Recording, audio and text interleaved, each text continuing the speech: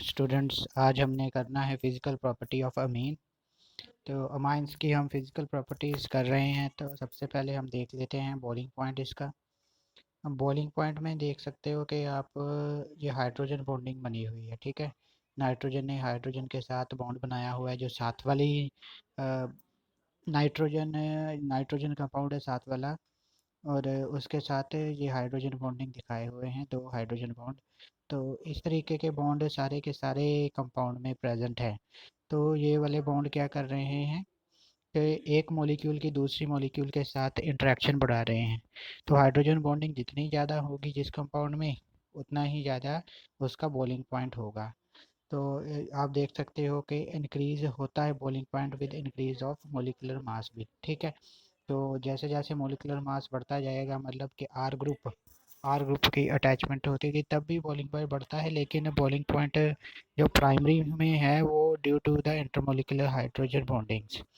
तो जो लोअर एलिपैथिक होते हैं, लोअर मतलब कि जिसमें कार्बन नंबर कम है, तो वो गैसियस होते हैं, ठीक है। उनका बॉइलिंग पॉइंट लो होता है।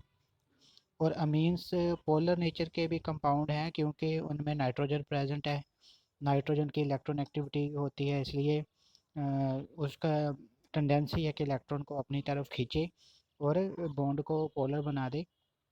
सो इसमें इंटरमोलिकुलर हाइड्रोजन बॉन्डिंग एग्जिस्ट होने के कारण ही इसका कुछ बॉइलिंग पॉइंट जो है बाकी के हाइड्रोकार्बन से बेटर होता है, ठीक है। सो नेक्स्ट स्टूडेंट्स देखो, कंपैरिजन हम कर लेते हैं प्राइमरी, सेकेंडरी और टर्शरी अमीन्स का। तो सबसे पहले अगर प्राइमरी अमीन की बात करें, तो प्राइमरी अमीन में सबसे ज़्यादा जो बॉइलिंग पॉइंट है वो प्राइमरी में, सेकेंडरी में उससे कम, और टर्शरी में उससे कम।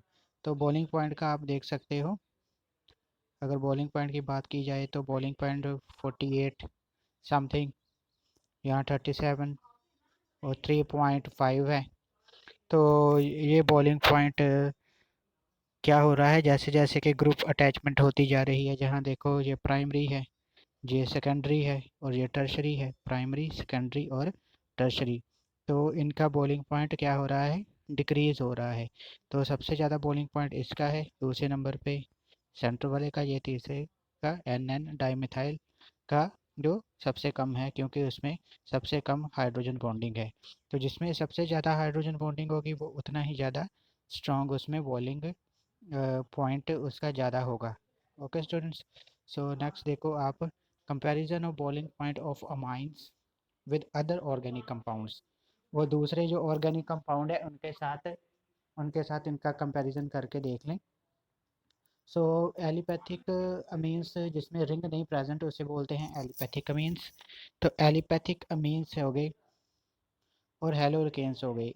अगर रिलेटिव मास की बात की जाए, मतलब कि इनके सिमिलर मासेस होंगे, तो जिनके सिमिलर मासेस वाले होंगे, बल्कि जिनका मास इक्वल, ऑलमोस्ट इक्वल होगा अमीन्स के, एल्कीन या हेलो एल्केन्स हो, अगर उनके इंटरमोलिकुलर मासेस की बात की जाए, तो नाइट्रोजन और हाइड्रोजन बॉन्ड जो ज़्यादा पोलर है इन केस ऑफ अमीन्स, ठीक है, as compare to the C H bond in hydrocarbons. But ये इतना ज़्यादा पोलर नहीं है जितना कि ओ एच में ओ एच ग्रुप का होता है इन केस ऑफ एल्कोहल। सो इसका मतलब है कि एन एच के जो बॉइलिंग पॉइंट है वो हाइड्रोकार्बन से तो ज़्यादा होगा, ठीक है, लेकिन अल्कोहल से कम होगा, क्योंकि अल्कोहल में ही ओ एच ग्रुप प्रेजेंट होता है। तो हाइड्रोजन बॉन्डिंग जो अमीन्स में है वो अल्कोहल और कार्बोक्सिलिक एसिड से कम ही होगी, क्योंकि कार्बोक्सिलिक एसिड भी ज़्यादा पोलर होते हैं और अल्कोहल भी ज़्यादा पोलर होते हैं। सो अमीन्स में जो है वो हाइड्रोजन बॉन्डिंग वो रिलेटिवली कम रहेगी। तो ज़्यादा किस में होगी, कार्बोक्सिलिक एसिड में, ज़्यादा किस में होगी, कार्बोक्सिलिक एसिड में, और अल्कोहल में ज़्यादा होगी, इसलिए वो ज़्यादा, उसमें ज़्यादा बॉइलिंग पॉइंट ज़्यादा रहेगा, और इनमें अमीन्स में बॉइलिंग पॉइंट जो है वो कम होगा। तो बॉइलिंग पॉइंट्स जो है, अगर बात की जाए मॉलिक्यूलर वेट की, तो मॉलिक्यूलर वेट के हिसाब से भी ये चेंज होता है। देखो सबसे ज़्यादा जो बॉइलिंग पॉइंट वो एसिड मतलब कार्बोक्सिलिक एसिड, फिर अल्कोहल आ गया, फिर एल्डिहाइड और कीटोन का भी ज़्यादा होता है अमीन से। देखो अमीन की जगह यहाँ है। तो इनसे जो कम बॉइलिंग पॉइंट होगा वो इनका है alkyl halide, ether and alkenes, इनका जो है अमीन से कम होगा। और ये वाले जो है इनका बॉइलिंग पॉइंट ज़्यादा होगा, मतलब ketones, aldehyde, alcohols and acids का अमीन से बॉइलिंग पॉइंट ज़्यादा होगा। ओके स्टूडेंट्स, सो नेक्स्ट हम देख लेते हैं सॉल्युबिलिटी। सो नेक्स्ट सॉल्युबिलिटी देख लेते हैं, जो सॉल्युबिलिटी ऑफ प्राइमरी, सेकेंडरी या टर्शरी अमीन्स। तो सॉल्युबिलिटी जो है ये डिपेंड किसके ऊपर करती है, वाटर के साथ कैपेबिलिटी अमीन्स की हाइड्रोजन बॉन्ड बनाने की। सो जितनी ज़्यादा कैपेबिलिटी होगी उतनी सॉल्युबिलिटी ज़्यादा होगी। अब देखो जो लोअर अमीन्स होते हैं जिनकी चेन लेंथ 4 कार्बन तक होती है, वो वाटर में सॉल्युबल है क्योंकि वो हाइड्रोजन बना लेते हैं वाटर के साथ। लेकिन सॉल्युबिलिटी डिक्रीज़ होनी शुरू होती है जैसे कि नंबर ऑफ़ कार्बन्स और चेन में बढ़ते जाते हैं। तो वो ज़्यादा किस में सॉल्युबल होंगे, ऑर्गेनिक सॉल्वेंट बल्कि बेंजीन वगैरह कार्बन टेट्राक्लोराइड में सॉल्युबल हो जाएंगे, क्योंकि उनकी नॉन पोलैरिटी जो बढ़ती जाती है, जैसे जैसे नंबर ऑफ़ कार्बन्स जो है अमीन्स में बढ़ते जाएंगे तो उनकी नॉन पोलैरिटी भी बढ़ती जाएगी। तो पोलैरिटी बस 3 या 4 कार्बन वाले तक अमीन तक ही रहती है। Okay students, so basic character की आगे बात कर लेते हैं कि वाई अमीन्स आर बेसिक। तो इनका बेसिक होने का नेचर क्या है, presence of the lone pair of electron on the nitrogen. ये नाइट्रोजन के ऊपर लोन पेयर ऑफ इलेक्ट्रॉन है, ज़्यादा बेसिक है। ये अटैक करता है कोई जिसके साथ रिएक्ट करेगा कार्बन के साथ, तो ये आयोडीन जो है वो बाहर निकल जाएगा।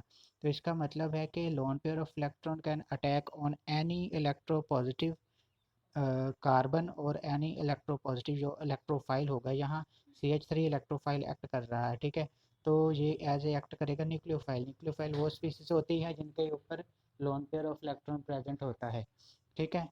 तो इसलिए इसकी बेसिक करेक्टर है, basic character availability of lone pair, मतलब ल्यूइस बेस की तरह एक्ट करेगा availability of loan pair of electron, ठीक है। तो लोन पेयर ऑफ इलेक्ट्रॉन की अवेलेबिलिटी के कारण ये ही अटैक हाइड्रोजन के ऊपर करता है, जिनके पास प्रोटॉन होता है उनसे प्रोटॉन ले लेता है। सो ये है एक कंसेप्ट है जो कि आपने +1 में भी पढ़ा होगा कि why ammonia is basic in nature because it accept the lone pair of electron. ये है ये प्रोटॉन एक्सेप्टर है। तो प्रोटॉन एक्सेप्टर जो है वो क्या होते हैं, हमारे पास बेसिस होते हैं। सो ये बेस लेकर खुद क्या हो जाता है, ये प्रोटोनेट हो जाता है। सो प्रोटोनेट का मतलब क्या है कि इसके ऊपर पॉजिटिव चार्ज आ जाता है, प्रोटोनेशन हो जाती है इसकी, क्योंकि 3 तो हाइड्रोजन, एक आर था इसके पास ऑलरेडी, एक 2 H थे ऑलरेडी, और एक और हाइड्रोजन जो कि इसने रिसीव किया ये वाला, तो ये यहाँ आके लग गया, ठीक है। तो नाइट्रोजन है जो वो खुद पॉजिटिव चार्ज हो गई, तो this is a protonated ammonia. तो इस तरीके से ये अपनी बेसिक नेचर को शो करता है। तो नेक्स्ट स्लाइड में हम देखते हैं कि how it act as basic. So ये स्ट्रॉन्ग बेस हैं, फेयरली स्ट्रॉन्ग बेस हैं, नो डाउट, क्योंकि लोन पेयर ऑफ इलेक्ट्रॉन जो इनके ऊपर प्रेजेंट है।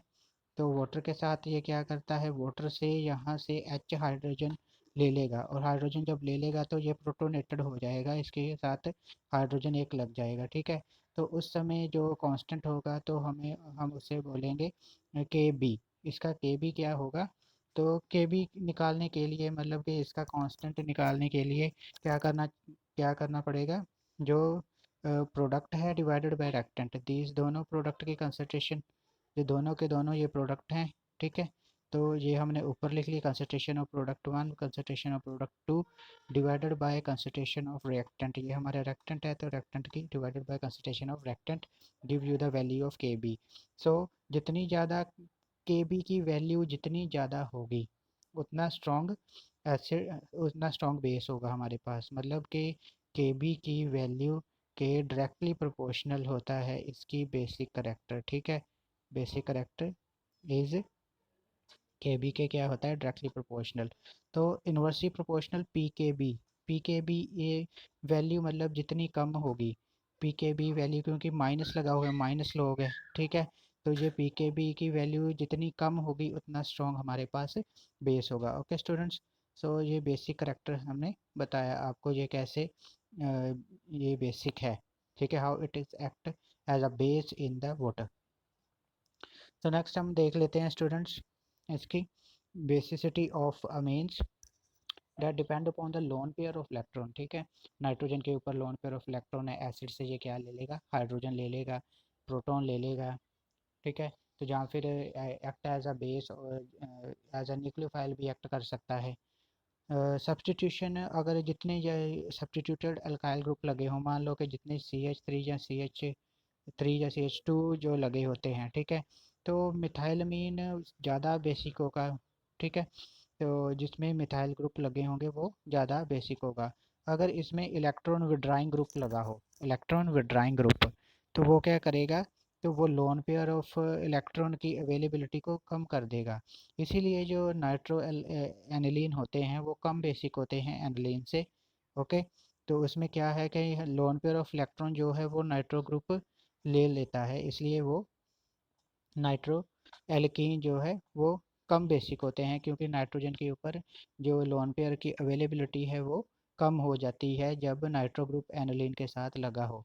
ओके स्टूडेंट्स, तो ये हम देख लेते हैं कि एरोमेटिक अमीन में किस तरीके से करते हैं। ये देखो लोन पेयर जो इलेक्ट्रॉन है वो रिंग में जाना शुरू कर दिया है, यहाँ रिंग में चला गया, यहाँ गया, देखो रिंग में घूम रहा है ये लोन पेयर ऑफ इलेक्ट्रॉन। तो जब ये loan pair of electron ring में घूमेगा तब क्या होगा हमारे पास कि अवेलेबिलिटी नाइट्रोजन के ऊपर ये लोन पेयर ऑफ इलेक्ट्रॉन की अब अवेलेबिलिटी नहीं है, जहाँ पॉजिटिव चार्ज है, जहाँ लोन पेयर ऑफ इलेक्ट्रॉन होना चाहिए था ताकि ये बेसिक करैक्टर शो करता, लेकिन यहाँ भी लोन पेयर ऑफ इलेक्ट्रॉन नहीं है, यहाँ भी नहीं है। तो ये तीनों की तीनों जो रेजोनेटिंग स्ट्रक्चर है, तीनों की तीनों रेजोनेटिंग स्ट्रक्चर में लोन पेयर ऑफ इलेक्ट्रॉन नहीं है, वो कहाँ चला गया है, वो रिंग में चला गया है। तो रिंग में जाने के कारण यहाँ लोन पेयर ऑफ इलेक्ट्रॉन की अवेलेबिलिटी नहीं है। सो इसीलिए जो एरोमेटिक अमीन्स है वो ज़्यादा बेसिक नहीं है एलिपैथिक अमीन से, ठीक है। तो aromatic amines are less basic than the aromatic amines, क्योंकि लोन पेयर ऑफ इलेक्ट्रॉन जो नाइट्रोजन के ऊपर था वो बेंजीन रिंग में चला गया है, डीलोकलाइजेशन होनी शुरू हो गई उसकी रेजोनेंस से। तो नाइट्रोजन के ऊपर अब पॉजिटिव चार्ज है, ना कि नाइट्रोजन के ऊपर अब lone pair of electron present है। Okay students, so there is only positive charge in last three structures. Okay students, तो ये हमारे पास हो गया इसकी basicity and physical property of amines. Okay student, thank you very much.